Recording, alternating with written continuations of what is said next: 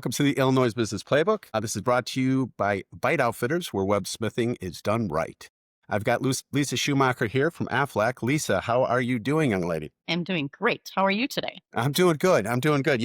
I was mentioning this to you before when we were on the call that I typically get a chance to see you specifically at specific events. Lisa, if you could, can you share why you seem to really prioritize making sure that you're going to these ribbon cuttings, not only in the Algonquin Lake and the Hills area, but I've seen you outside of those areas as well. What is it about those ribbon cuttings that you find so valuable? So I love to get out and meet with people, and because the more people that you meet, the more people that you know what you do, then the more people that can spread the word about my Aflac and Medicare business. Beautiful. I always like when they have drinks and refreshments and food and stuff too. And I That's know the best. Yes, that's a great one. Yeah, that's a good one too. Sometimes I tell Neha, hey, let's not even worry about eating dinner tonight. Let's just go to the ribbon cutting. exactly. So I really would love for you to talk about all the wonderful stuff you're doing with your business. So tell us about what inspired you to start your business and talk about what your business actually entails. All right. So way back in the 90s, I got my insurance license, and then I used it for about 4 or 5 years. And then I became stay-at-home mom. And then I kept up with my CE credits, and I didn't know why until I went to a networking event. And Okay. imagine that.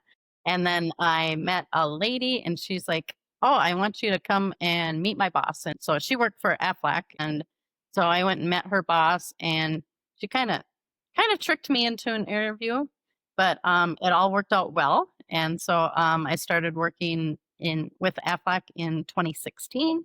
And then in 2017, I was cold calling on a business. I said, "Hey, would you like some Aflac?" And they're like, "Oh, we already got Aflac, and we did Aflac before, and now we're doing Medicare. You need to do Medicare." So I'm like, I explored that and decided, yeah, let's do that. And they go together. So helping businesses with benefits and seniors with benefits. So yeah. And this is a rather busy time for you, if I know correctly. And why is that, Lisa? Correct. So there's annual enrollment for Medicare. So it starts October 15th to December 7th. And now that it's after October 1st, we can actually talk about the different changes and things that are coming to the different plans. So prior to that, the government says, no, no, no, you can't talk about that. But now we can talk. So it's good. And as you've kind of, you've been doing this, you kind of initiated this over 30 years ago, right? What, at least the process of Yes. thinking about Wow. entering into this, but as a, kind of a small business, what sort of obstacles do you have to deal with your business? I know there's some things that you can kind of talk about. There's some ways you can kind of approach people. So let's kind of talk about some of those obstacles that you go through. Yes. So having to deal with the government and their rules makes things a little bit challenging. Like, for instance, if people say, "Hey, my Uncle Bob, he needs Medicare. Can you call him?" And the answer is no, Uncle Bob actually has to call me because the government says that I can't solicit people. So they need to call me about them in order to help them. So it just seems, so many other people's business, when you talk about customer bases, there's specific ways that they go about with securing their customer base, well, finding them, securing them, and then actually building upon them. So how do you do it with sort of working within these frameworks of growing your customer base? What's the best way for you to do so? So again, like networking, getting out there and meeting people, because everybody has a sphere of influence of about 250 people. Everybody knows about 250 people. So by letting just one person know, like I was at a meeting last night, there were 10 people there. 10 people times 250 people. It just, 2,500 people now know who I am, or they will know if they need my services. Yeah, it's all about getting people to know what you do, and then servicing them, making sure that you service them well. Because as you get older, when we're sitting around the table, we're talking about, our aches and pains and whatever. I'm even getting to that. But anyway, you talk about that, and then you're like, Medicare. And then you're like, oh, you got to talk to my girl, Lisa. Because my girl, Lisa, she took care of me, and I love the plan that I'm on. And yeah, so it's great getting referrals. When you get those referrals, though, and again, working within the confines of what you have to do, they have to reach out to you. But if somebody reaches out to you and leaves a message, you are able, within the confines of what you can do, to actually respond, to reach back out to them, correct? Correct. Yeah. Once they contact me, then I can definitely reach out to them. So it's important for them to reach out to me first. Gotcha. And again, you are building your customer base and you're kind of letting people know who you are by going to ribbon cuttings, by going to networking events. Any chance you can to just talk to somebody. I love that 250 sphere of influence. I don't think I've ever heard that before. Yeah. Yeah. And some other things that I do are like Medicare 101s throughout the community. Okay. We've got one coming up on October 15th at the Village Fitner in Algonquin at 4:30. So Nice. yeah. Little plug. All right. Love it, love it, love it. This is a good place to plug things, Lisa. So you can plug away. Because you've been in this industry for as long as you've been in this industry, boy, oh boy, have you seen things change along the way. So you've had to kind of deal with the trends in the industry. And as you know, as well as I do, in order to really be successful in a business, it's not only about kind of dealing with the current trends, but sort of being able to kind of forecast those future trends. So what are some of those future trends that you anticipate and how do you plan on dealing with them? So, as far as future trends, so every year we have to go through training. We have to go through an AHIP training on Medicare. And then we also have to get certified with all the different carriers that I represent. So, and then I believe it was last year, one of the vendors that I represent took away a good benefit that many people used. And I'm like, so then I had to go and deliver that message to all of my clients that were on that plan and say, hey, you're not going to be able to use this benefit anymore. And so I'm like, they're all going to change their plan and it's just going to be horrible. They're going to be mad. But it turns out that of all of my customers, only 2 people changed their plan. All of the other people decided to stay there because they loved the plan. Nice. Yeah, they love the plan. So I was very surprised and very happy to know that one of my vendors has our back. You know, That's they're doing what they're supposed to be doing, and so the people want to stay there. Lisa, I'm gonna kind of go in another direction here for a second. In almost every episode, there's been something that's been coming up as sort of a common thread, and that is the effects of AI in people's businesses. Do you see anything with AI and ways that you can use it, or ways that it's been a valuable tool for you, or is that something that you're not necessarily utilizing at this point?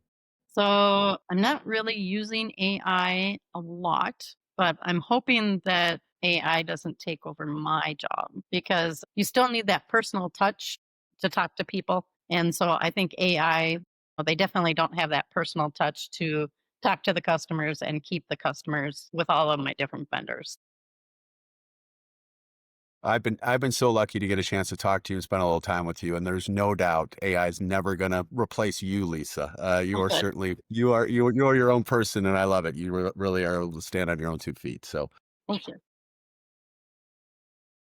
we are all about fun stuff here. We are all about feel good stories. So if you can share a story or two about, something that's happened while you've been working in this industry, some people that kind of stand out, just some positive stories that you can share with the audience as far as like what kind of gets you going, what kind of really reinvigorates you to the fact that, boy, oh boy, this is definitely, I'm doing what I should be doing right now. And here's some examples of that. So, regarding Aflac, I was out at a sporting event, and one of the people in the crowd or whatever came over to me and they're like, oh, it's the Aflac lady. And so it's like being recognized, as like the Aflac lady or the lady that does the Medicare or whatever. When you're out and about in the community and people are recognizing you, it's just so uplifting, to know that people like, hey, you are getting your name out there and people are recognizing you. And it's pretty cool. It's pretty cool.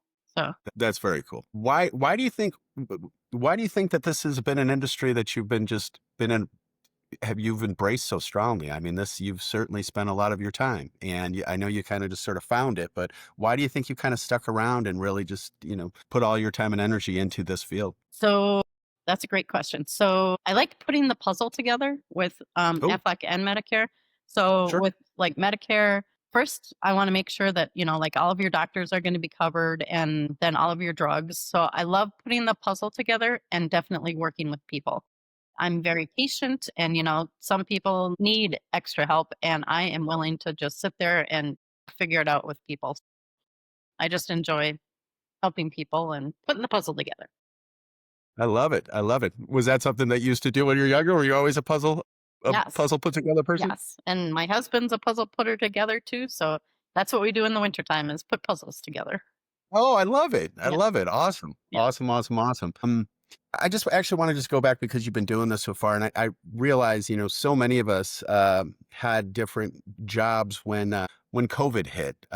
Just out of curiosity, how did that sort of alter your approach? How did that change things for you when COVID hit with doing what you need to do on a day-to-day basis? So the one thing that COVID did help with is being able to do a lot of the work over the phone. So because all of the vendors and stuff, they stepped up and said, "Oh, now we can't really do this in person. We need to do this over the phone." So they gave us the tools and the resources to be able to make that happen. So that happened both with Aflac and with Medicare, with all the Medicare vendors. So that was very helpful. And I'm licensed in like 16 different states. So I can help people all over the place because some of my customers will say, "Hey, Lisa, I'm moving to Arizona and you need to be my person." And so I'm like, "Okay, I'll get my Arizona license and then I'll be able to help you." So that's how I've kind of gained a lot of my licenses.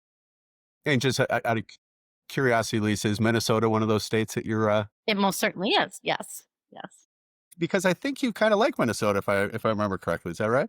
Yes. So I was born and raised in Minnesota. And so my heart belongs in Minnesota. But yes.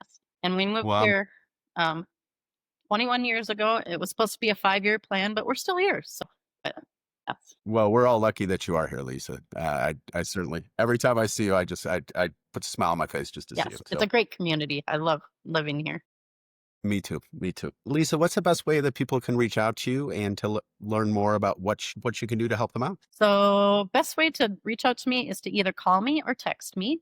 And again, because I was only going to stay here for 5 years, I still have my Minnesota phone number. Nice. So, my Minnesota phone number is area code 763-242-6494. So, you can call or text me on that line, or you can email me. The best email for me is at gmail.com. So, it's LSCHUMED @gmail.com. Lisa, thank you so much for spending some time with us today. I hope you have since it's Friday here, I hope you have yourself a wonderful weekend. Okay. All right. You too. Thank you so much, Joe. You got it. All Take right. care. Bye-bye.